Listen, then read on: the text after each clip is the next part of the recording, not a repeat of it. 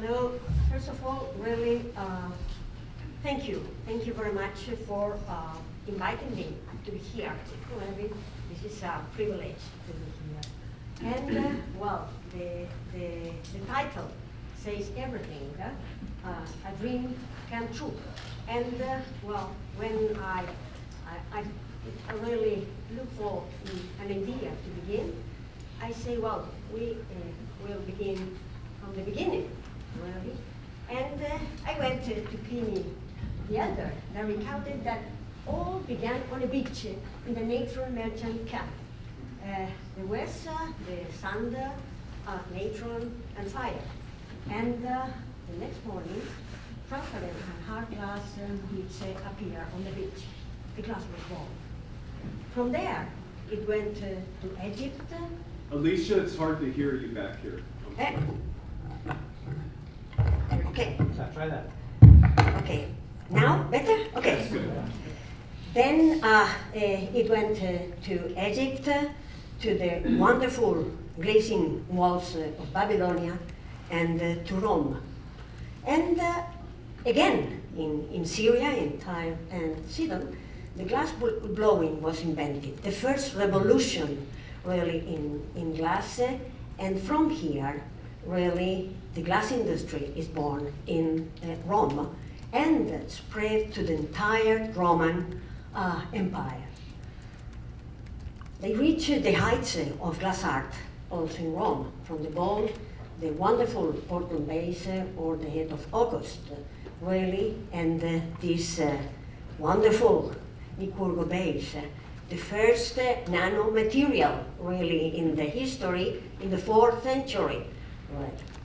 But moving forward, the techniques advance. In the 17th century, the cork stop is invented, and glass bottles are used to contain, transport, and reuse the same. And one century after, in a contest called by Napoleon before the campaign to Egypt, April patent the conservation of food in airtight containers. These are the current situation of glassware. And from the very beginning, in Egypt, in Rome, glass recycling existed. Glass recycling is not new, really. And for the very beginning, really, they were fostering sustainability and leading to the circular economy from that time. But techniques also advance in flat glass, from the splendor of Gothic, that in which color glasses permitted the light entering in the churches, to the Van der Rohe glass houses in the 50s, for example, and going to the carbon-neutral glass skyscrapers of the more transparent and more sustainable cities in our plans. And of course, the role of glass in optics, from the Galileo telescope, really, that permitted to go to see the planets and to follow the movement of the stars, to the wonderful James Webb. Really made a telescope that is 100 times powerful than the Hubble, and that is made in one of the most amazing glass ceramics ever fabricated. This James Webb will permit us to go really behind, to the very beginning, to the starting microseconds after the Big Bang. This telescope will permit mankind to know really about the origin of the universe. And of course, glass has a protagonist role in all the clean and renewable energies, from the landscapes of concentrated solar power to the photovoltaic panels, or to the windmills, really, in which the blades are made for more than 80% of glass fiber in polymeric matrices. And what about the health? Really, we can start. We can talk about the scaffolds that permit really to cure the bones, or the amazing tissues really able to heal the persistent wounds. And the hundred of applications, for example, in odontology, and these small and miraculous glass containers that were able to take safety really to the mankind in the last pandemic. And we arrive to glass fibers. From this single glass fiber of 1961, really, to the wonderful structure and photonic fibers. These were really the invisible base of the revolution of telecommunications. These were the base of internet that transformed the communication, triggering the globalization process. Globalization is clearly changed the economy of the planet, but it also changed the society. Anyone can think about the last two so dark years without internet. Internet really permitted us to be in contact, permitted the student to follow with the lectures, permitted the teacher to continue teaching, permitted to be in contact really with every corner in Asia or in Africa. It permitted really to be in contact with our teachers, with our relatives, with our friends, really. Optical fiber really was helping us to be in contact. Optical fiber permitted us to feel less alone. And these were the arguments, very tough arguments really, to justify that we are entering in the age of glass. This idea of the age of glass was born in Koenig, really from Charles Craig and David Morse that yesterday was talking about, and taken and disseminated through many articles, and in particular by Ajax with a special issue. And taking an example, the United Nations International Year of Light in 2015, David Pye and Manoj Choudhary presented the proposal of searching, really looking for if it was possible to to arrive to an international year of glass. And it was proposed in Yokohama in the Congress of ICG in 2018. And I, that was assuming the presidents of the ICG, really accepted the challenge. What we are celebrating, a lot of things, really, from the 200th anniversary of the invention of the Fresnel lens, or the 100th anniversary of the discovery of the ancient Egyptian glass, the Tutankhamun, or the centennial of the DGG, or the 70th anniversary of the Pilkington patent that broken totally and the revolution, the flat glass fabrication, or the 60th anniversary of the studio glass movement, or the 45th anniversary of the Nobel Prizes to Anderson and Knott for their studies in glass. Only a few months after Yokohama, the Community of Glass Association, an Italian movement really to connect and to promote glass, and the Icon Glass, that is the International Council on Museums and in the glass division, joined ICG to go together. For this, I contacted really the Spanish ambassador in the permanent mission of United Nations in New York, Agustin Santos Maraver, and it was the serendipity that Agustin was an old friend of mine, and he accepted really to lead this, and showed us, he went to Spain and showed what we had to do, really. And by the end of 2019, we had written the main document explaining the role of glass on the goals of the Agenda 2030. It was a very impressive work, starting with John Morrow, really, with 8 pages, and we arrived to near 30 pages with the work of a lot, really, more than 25 experts from ICG. And we made also a very interesting socioeconomic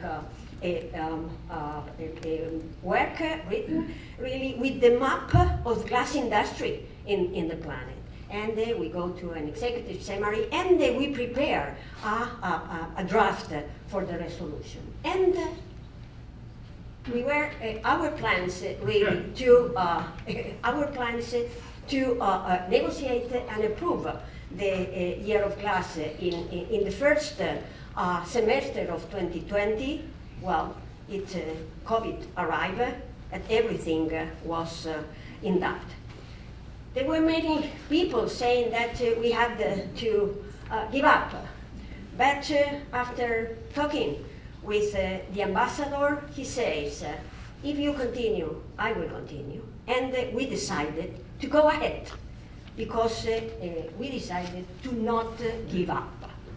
And really, after getting this, we find that nature recognized in November 2021 that glass is the hidden gem in a carbon neutral future. It's recognized that the glass is identified with sustainability. So it was, well, we had just the year of glass, but this was a very important issue also. And how we work to develop this, we work in a hard, really, and very wide endorsement campaign with very, very high participation.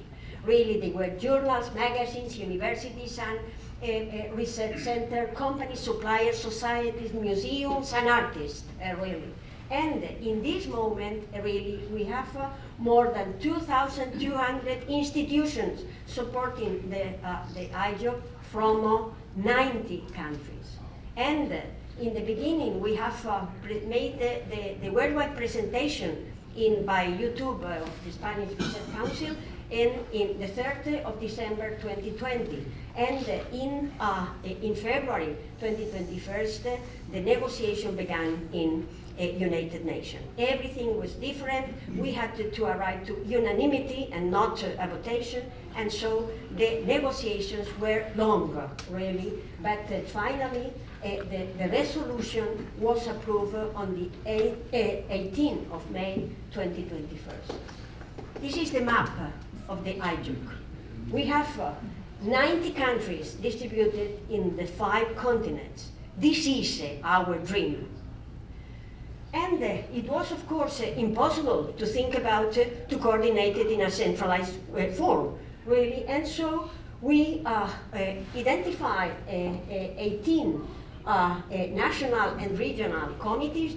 These are the regional organizations that they report to an international council and managed by a small steering committee. This structure should accommodate the local, national, and international events, really, and reflects the needs of the conventional private sector, like, well, the high-tech products, everyday objects, museums, academia, and artists. Also, overreaching, really, the coordination by sectors, like science, museums event, really, the support of art is impressive. We have in this moment more than 450 institutions and artists and museums supporting the IJOC. Education is a key issue here, and of course, the youth outreach. I don't know where Mathieu is, that he's really organizing this outreach. So we have a double coordination, geographical and sectorial, to avoid any exclusion. And the database and communications are helping really the coordination. And which are the international events just confirmed, the opening ceremony that we had in Geneva, that it was in the so wonderful, really, a room of the human rights in the Palace of Nations. It was, we had 30 international invited speakers. We were 140 in-person attendance after, because we have the last Omicron attack in the middle when everything was just organized. But I wish you look at the attendance online, because they are really amazing numbers. On February 10th, on Thursday, there were 3,100 attendance from 62 countries. And on Friday, there were more than 4,000 attendance from 72 countries, really. And after this, there are thousands of additional views, all the IJOC videos after really this conference. So we can say that it was a success, but we can say that this is the most important attendance ever taken in a glass congress. So we are making good, really. We are making well the things, but we have to continue making well. And this is the picture of, well, the people that we were there, really, in which there was the happiness of attending a very important issue, but also the happiness to be together again after 2 years of confinement. Well, and which are the industrial events? They were Vitrum, they were Glaspec in Mumbai, that was gone to next year. The China International, the China Expo, that has been postponed to the autumn, not cancelled, and the Glassman in Monterrey, Mirstekla in Moscow, and Glasstec. I have another that it was not, that they are the other events that we have, of course, the International Congress in Berlin in the first week of July. The international glass art and museums that they are in Europe and in USA, and the closing Congress in Japan in 8 and 9 December. And this was the surprise I was telling you about, that our Spanish ambassador, they offered us to make a reporting, a type of balance symposium in United Nations in New York in November 2022. So this cannot be a usual conference. In this conference, really, we have to show what we have got, really, in everything, in science, in technology, in industry, in art, in education, and what we have got. So, Manoj, I will need the special support of the U.S. Steering Committee, really, and Aaron. We will need money. This is your then really there are other really events. The National Day of Glass, in which we are, the International Congress of Women in Glass, that will be in June in Madrid, and the many special issues that they are under work of the main journals, really. And we have hundreds, thousands of activities in museums and exhibitions, in academia and research, in education and dissemination, in companies and societies. We have published really with the support of the Spanish Research Council, that is the organization that is helping us and supporting us in Spain, the celebratory book, Welcome to the Glass Age. I have taken only 4, but you will receive next week 60 books, and you will have. And last Friday, I have sent to the editorial the translation to Spanish, really. And we will, the CSIC gives without free of rights the layout of the book to be translated in any languages only for asking this. And we are also working in 2 itinerant exhibitions. They are exhibitions, posters of 2022 posters, also in English and Spanish, and again available to translate in other languages. The first one that is just finished is Glass, Circular Present and Future. This is circular economy through, and the other is Entering the Age of Glass that will be finished really in April. And this is a huge project, and so we have to go to the key players who were behind, because this is a common project, it's not an individual project. And so the first one is my dear friend David Pye. Really, I have no, I don't need really to present him. And he worked really along with David Moss and Charles Craig in the conceptualization of the idea of the IJOC, and along with Manoj Choudhary, they presented the proposal in the ICG in 2018. I have to deeply thank really the executive committee of IJOC, in which Mathieu and Manoj has worked a lot really from your country.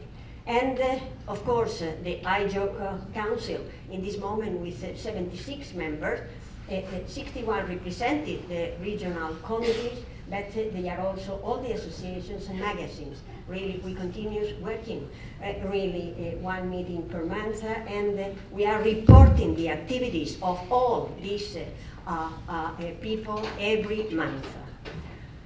And this is very important. They are without the sponsors, we were not able really to arrive to here.